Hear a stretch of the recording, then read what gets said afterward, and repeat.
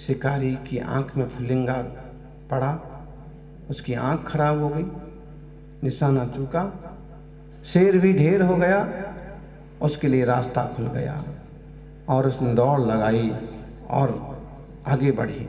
इतने में जोरदार मेघ वर्षा, पानी बरसा और जंगल की आग भी बुझ गई। हिम्मत रखते हैं, प्रार्थना करते हैं, प्रभु से जुड़े रहते हैं तो कहीं ना कहीं कोई ना कोई रास्ता जरूर निकलता है। हिम्मत मत हारिए सज्जनों। संसार में भी बात बहुत जरूरी है और मोक्ष मार्ग में भी बहुत जरूरी है।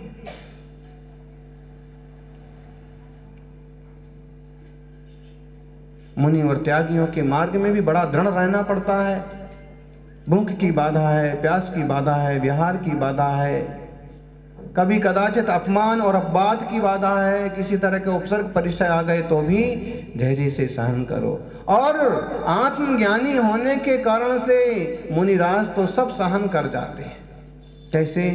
मैं देह नहीं, मैं तो चैतन्य आत्मा हूँ, मैं ज्ञान घन आत्मा हूँ और जहाँ मैं हूँ मुझे इस लायक कर्तव्य करना पड़ता है, बाकी मैं करता धरता नहीं हूँ। जानन स्वभाव वाला चैतन्य भगवान आत्मा।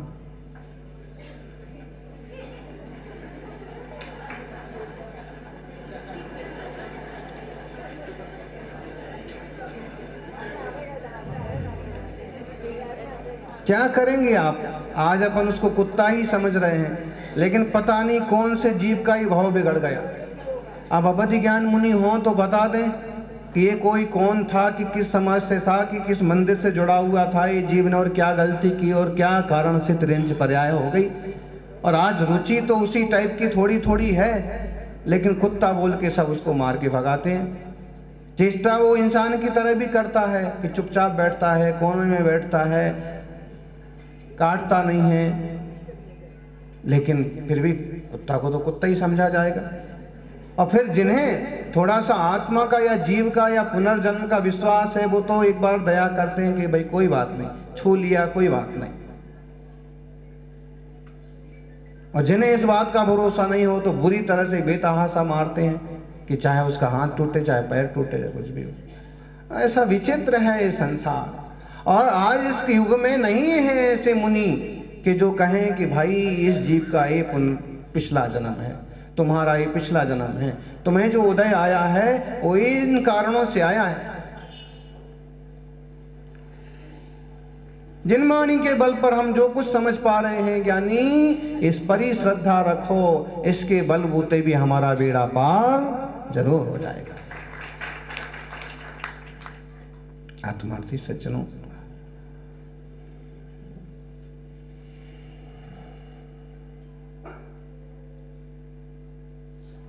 कभी अपने शाश्वत ध्रुव स्वभाव को भी देखो।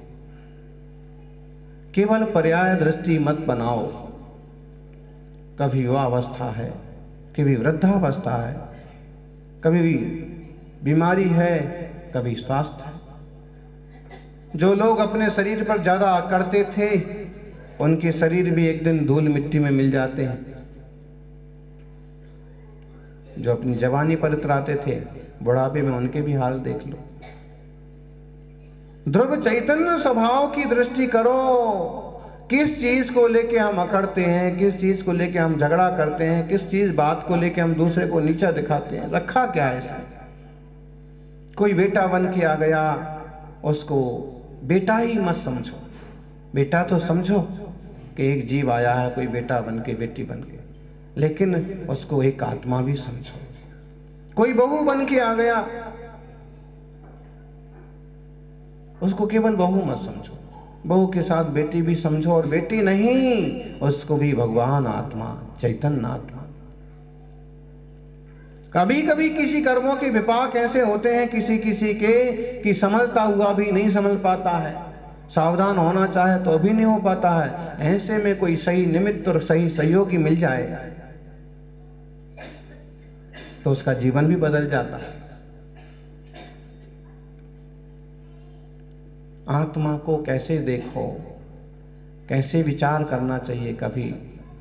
जो पश्यति अपाणम अबद्ध पुट्ठम अनन्यम नेदम अविशेष मसंजुत्तम तम शुद्ध नयम व्यानाहि। कोई भाग्यवान ज्ञानी आत्मा को कैसे देखता है, कैसे पकड़ता है? आप सब स्वयं आत्मा हैं, चैतन्य आत्मा। ये देह का आवरण हमने ओढ़ रखा है और इस मिट्टी के ऊपर और मिट्टी लपेट रखी है। बोलो, वो जो ब्यूटी पार्लर में श्रृंगार करते हैं या जो अपने चेहरे पर क्रीम लगाते हैं, वो क्या करते हैं? मिट्टी के ऊपर मिट्टी तो लगाते हैं ना। अमुक साइड होना, अमुक रंग होना, अमुक रंग से आंखें रंगेंगे, अमुक रंग से गाल रंगेंगे, अमुक रंग से होता कि नहीं होता? वो क्या है साहब? किसी तरह का मैटर मटेरियल पुद्गल, रंग बिरंगा सभी तो है ना रंग रोगन। वो दीवार पर पोतो कि अपने शरीर पर पोतो। ये थोड़ा उसको संस्कारित कर दिया जाएगा, थोड़ा इस लायक बना दिया जाएगा कि इंसान को तकलीफ ना पहुंचे।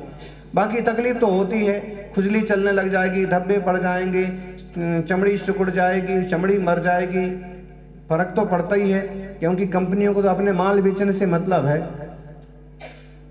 और चले थे गोरे करने के लिए और हो गए सफेद दाग। लेकिन हुआ तो यही ना कि रचना किस चीज की है? जड़ की तो रचना है, पुद्गल की तो रचना है देह, जो कि आज इसमें आत्मा विराजमान है और इसकी बड़ी कीमत होती है।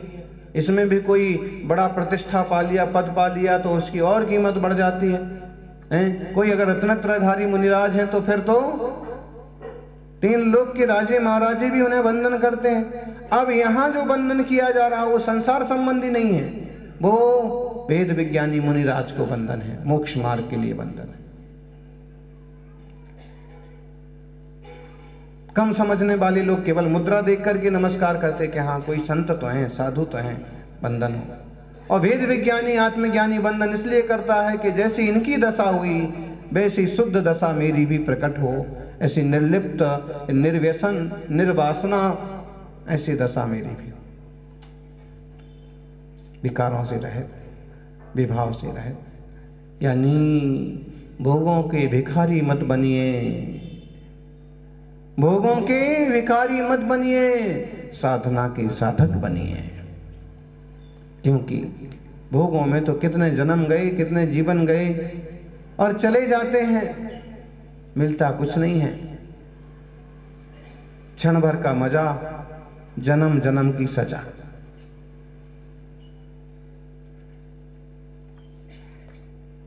ये तो होता ही है ना, हैं?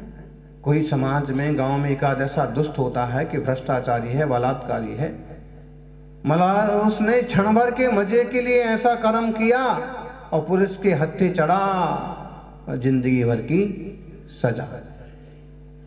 इसको ही अपन इस तरह से समझें कि जो हम कर्म कर रहे हैं, जो आश्रव बंद कर रहे हैं, वो आश्रव बंद कहीं ना कहीं हमको कितनी स्थिति लेकर के बंध रहे हैं। मोहनीय कर्म की उत्कृष्ट स्थिति 70 कोड़ा कोड़ी सागर। कितने सागर की कल्पना कर सकते हो आप? हम ये नहीं कह सकते कि अरबों खरबों वर्ष, उसमें वर्षों की गिनती ही नहीं है। कब पूरा होगा काल एक सागर का? बस ये जरूर है कि पूरा होगा, लेकिन कितने होंगे वो हमारे आपके द्वारा गिना नहीं जा सकता। असंख्य वर्ष। एक समय में तीव्र मोह का आश्रय बंध हो, मिथ्यात्व का आश्रय बंध हो, तो 70 कोड़ा कोड़ी सागर की स्थिति पड़ जाएगी। और इतने काल तक संभव है कि ये जीव मोह में पड़ा रहे। और मोह का मतलब है कि बेहोशी।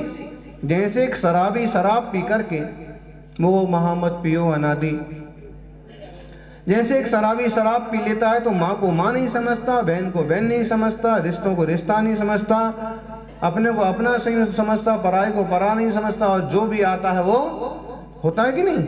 जब चढ़ जाती है ना मोही, ऐसे मोह वाले की दशा है कि उससे फिर तत्व नहीं सूझता, धर्म ध्यान नहीं सूझता, मोक्ष मार्ग नहीं सूझता, उससे तो किसी न किसी तरह से चढ़ी हुई है और बस पर पदार्थों में एकत्व करता है। जो अपने होना नहीं है उन्हें अपना मानता है। कितनी भी भाग दौड़ कर ले, कितनी भी मेहनत कर ले,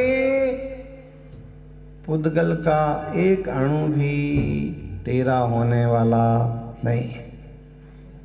कितनी भी एकाग्रता से व्यापार कर, कितनी बड़ी कैपिटल खड़ी कर ले, कितनी बड़ी निराशा के लिए नहीं हमें कह रहा है कि आप निराश हो जाओ और सब छोड़ो, ऐसे नहीं।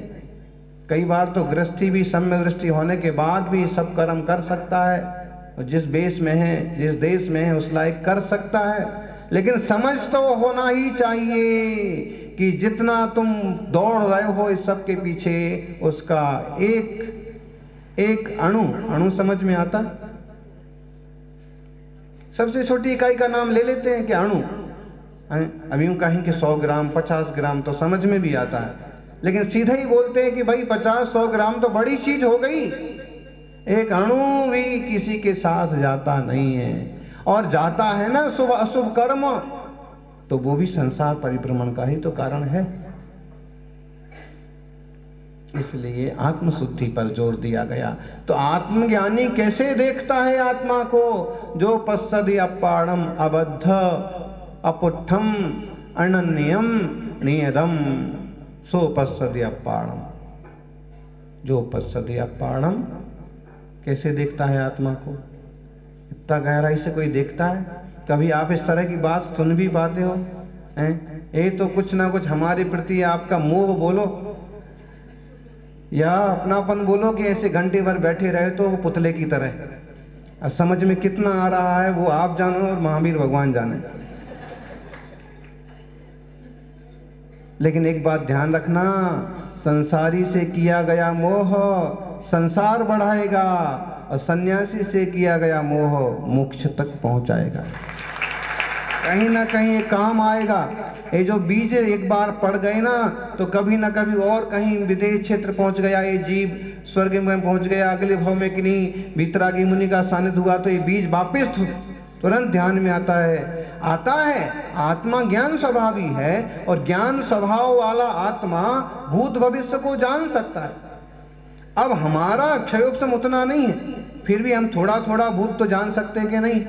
बोलो। 2015 का चतुर्मास हुआ था प्रतापगढ़ में, बराबर हुआ था कि नहीं हुआ था? ठीक। एक भूत को जाना कि नहीं जाना आपने? भूतकाल को जान लिया। अच्छा, चतुर्मास कलश किसने लिया था? अमुक श्रावक ने लिया था, डोटिया जी ने लिया था, मान लो। ठीक। कौन से मंदिर में जिनालय में रत्न प्रतिमा विराजमान हुई थी और पंच कल्याणक हुआ था? ठीक, पंच कल्याणक हुआ था। अभी भूतकाल का आपको ज्ञान है, भविष्य का भी ज्ञान हो सकता है। बोलो 4 बजे क्या होने वाला है? बोलो कल क्या होने वाला है? परसों क्या होने वाला है? 5 अप्रैल को क्या होने वाला है? आदिनाथ जयंती आएगी, सब मनाएंगे। 25 अप्रैल को क्या होने वाला है? महावीर जयंती आएगी, सब मनाएंगे। तो कितना आप लोगों को भविष्य का भी ज्ञान है। अब ये हमारा जो ज्ञान है, अनुमान वगैरह के द्वारा हम किसी सिस्टम से इसको बिठाते हैं तो हमको समझ में आता है कि हाँ ऐसा, और हम इसमें भूलते भी बहुत हैं। लेकिन अगर ये ज्ञान प्योर हो गया, सारी अशुद्धियां इसकी हट गई, तो ये सचमुच भूत भविष्य वर्तमान को एक साथ जानता है, जान सकता है। और ऐसे शुद्ध स्वभाव की दृष्टि जो करता है कि मेरा ऐसा प्योर स्वभाव है जिसमें कोई विकार नहीं है, कोई कामना नहीं है, कोई कल्पना नहीं है, ऐसा मेरा चैतन्य घन आत्मा है। आप सबके लिए बोल रहे हैं वाओ, ऐसी कल्पना कौन कर रहा है? बोलो, ऐसे तत्व को कौन समझ रहा है? सौभाग्य है आप विराजे हैं और मुनिराज के वचन थोड़े कुछ समझ में आ रहे। आप कहोगे इससे लाभ क्या है, इससे हमें बाजार में क्या फायदा होगा? यूं बाजार में सीधा कोई फायदा नहीं होगा, लेकिन इतना फायदा जरूर होगा कि जो आकुलता व्याकुलता होती है बहुत ज्यादा, उसमें कमी आएगी। कि ठीक है, जो योग्यता है, जो काल की योग्यता है, जो समय की योग्यता है, जो मेरे भाग्य में है, उससे कुछ कम ज्यादा होता नहीं है। इससे ये जरूर होगा कि आकुलता मिटेगी, इस टाइप से दुख कम होगा, मिटेगा। मैं अपना कर्तव्य कर रहा हूं, बाकी जो होना है सो होना है। सम्यक दृष्टि ज्ञानी कर्तव्य दृष्टि से कार्य करता है।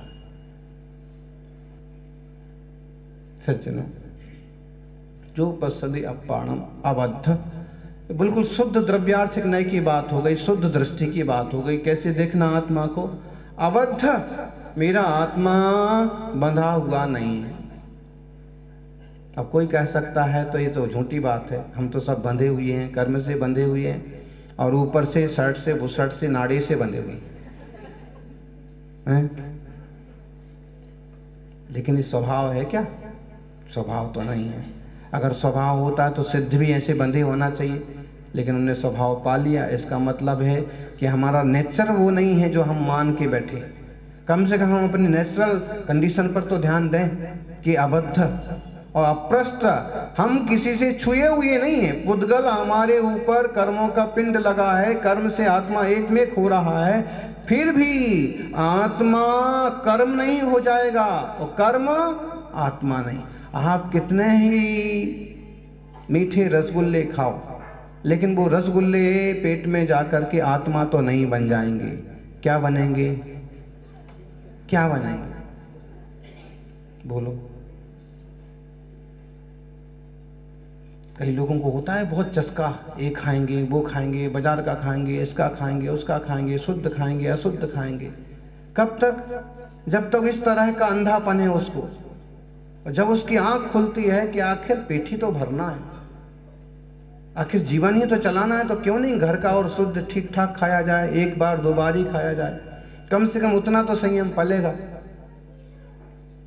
उसका जीव का जीतना ऐसे हो जाता है आसानी से फिर कि जीव को ज्यादा चंचल नहीं बनाना है, अपने उपयोग को ज्यादा मैला नहीं करना है। पेट में जाने के बाद घाटी उतरे माटी, ये घाटी, यहां से गया, यहां घाटी पड़ी और घाटी उतरे।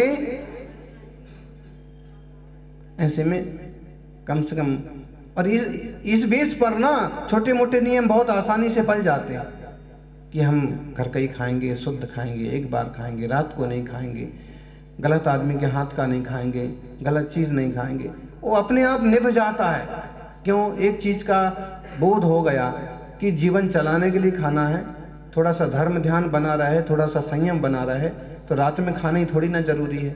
और वो खुद अपने को हैंडल कर लेता है, और नियम ले तो भी पाल लेता और ना भी ले तो समझ के बल पर उसका चलता जाता है। ऐसे बोलते हैं ना कि ज्ञान होता है तो त्याग हो जाता है, उसका यही मीनिंग है।